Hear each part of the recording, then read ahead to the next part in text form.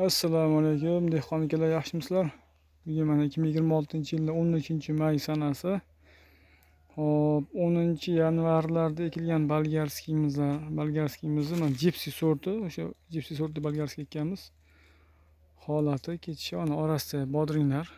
Kecha terilgan nashalardan, kecha terib ega orasiga ekib chiqilgan. Shu 10 kilo, ba'zi kunlarda 19-20 kilo bodringlar chiqib qoladi. O'zini o'ynaydi mana.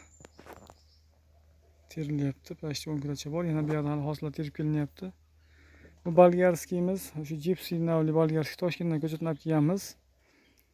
Azbek ekan tanishidan. Azbek video qo'yib turadi-ku. Bolgarskiy ekib. Shu kishini tanishlardan olganmiz. Orasiga shu bodringlar ekkanmiz, mana bodringlar ham bo'lyapti. Alloh berib. Bu bodringga sort to'g'risi esimda qolmadi hozir, qaysi navligi. Nasi ham sort yo'q, ammo o'ta ser hosil ekanda. Mana qaranglar akalar, kecha terilgan joyi yo'qolsa 1 2 3 4 5 6 7 8 mana orada bor 9 10 11 ta 12 ta 13 ta bir tup bu. Onu bir tup bodring, nega boshqa bodring yo'q.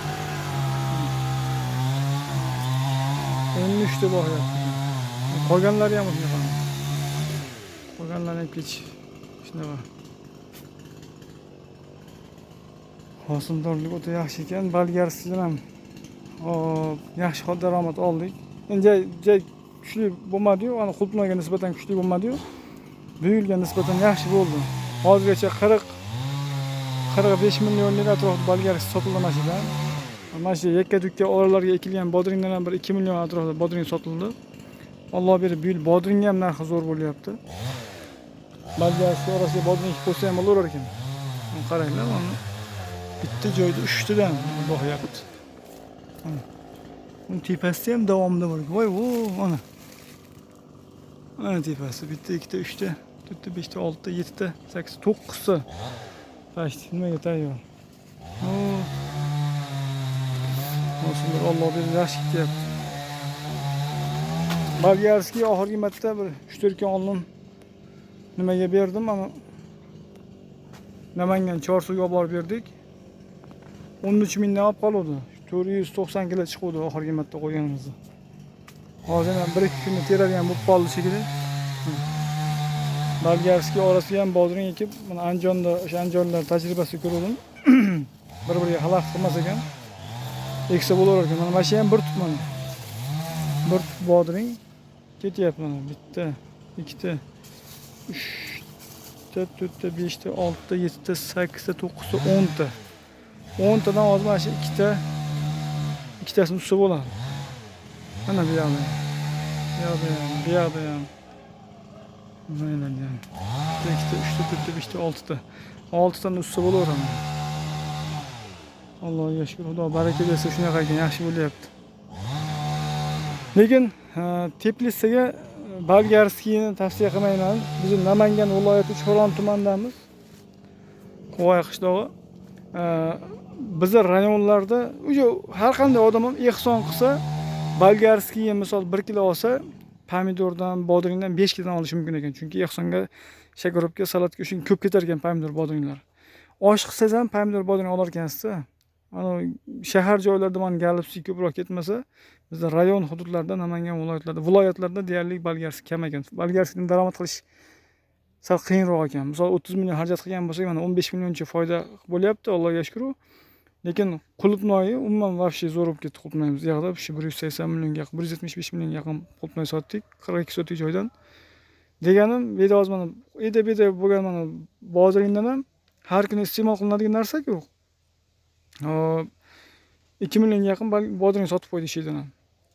Agar bilmayman bu joy hammasi bodring bo'lsa, 100 millionga yaqin bodring ham bo'lishi mumkin edi. Yanvarda ekilgan narsa bular. Bolgarskiy bor, talab kam ekan. Biz o'sha mart 10'ida olib chiqqan bo'lsak, mart 10'ida 20'si. Uchqo'rg'on, Qo'g'ay bozorlarimizda xaridor bo'lmadi, olib sotarlar olmadi. Namanganga viloyatga borishga majbur bo'ldik.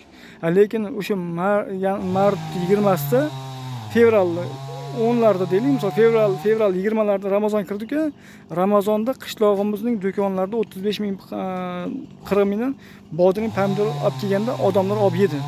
Bolgarskiy hozirgi kunda ham olib chiqib qo'yganmiz do'konga. 20 ming so'mdan 15 ming so'mdan narx qo'ygan, o'sha ham ketmayapti hozirgi kunda. Ya'ni odamlarning iste'moliga, ko'p iste'mol qiladigan narsani ekkan ma'qulroq ekan Teplitsaga. Agar daromad qilaman degan bo'lsangiz, ko'proq daromad olay desangiz, o'sha pomidor, bodring, qulupnoy. Erta chiqadigan narsalar-ku bular. Qulupnoy o'sha ho'l meva, o'sha dasturxonga iloji yo'q qo'yiladi. Pomidor, bodring osh qilinsa, iloji yo'q qo'yiladi. O'shunga qarab ekkan ma'qulroq ekan men tavsiyam. Endi bu yildan keyin Xudo nasib qilsa bergan qulupnoy ekanimiz hammiz yoki pomidormi yo bodring narsa ekanimiz, asosan qulupnoy hozir fikrimiz ketib turibdi. Lekin bolgarskiy qayta ekmayman deb turmayman. Hosili bor, kuzgacha ketadi. Yo'q, lekin bozor talabi pomidor, bodring, qulupnoyga nisbatan bundan ancha past ekan.